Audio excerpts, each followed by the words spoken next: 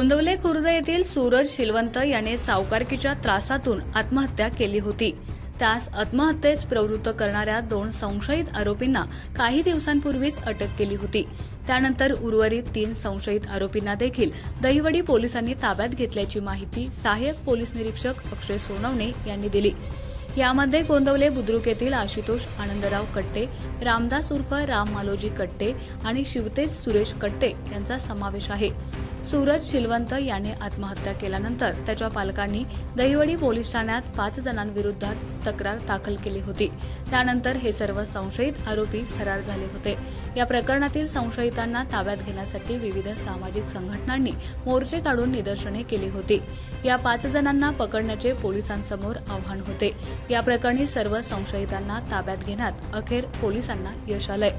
ही कारवाई जिल्हा पोलीस अधीक्षक समीर शेख व उपविभागीय पोलीस अधीक्षक अश्विनी शेंडगे यांच्या मार्गदर्शनाखाली दहिवडीचे सहाय्यक पोलीस निरीक्षक अक्षय सोनवणे, पोलीस हवालदार रामचंद्र तांबे, पोलीस हवालदार रवींद्र बनसोडे, पोलीस कॉन्स्टेबल गणेश पवार यांनी केली।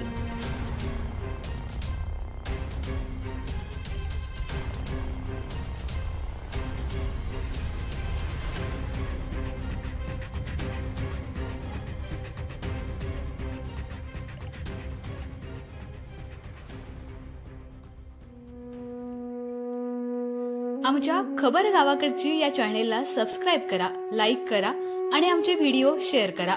धन्यवाद।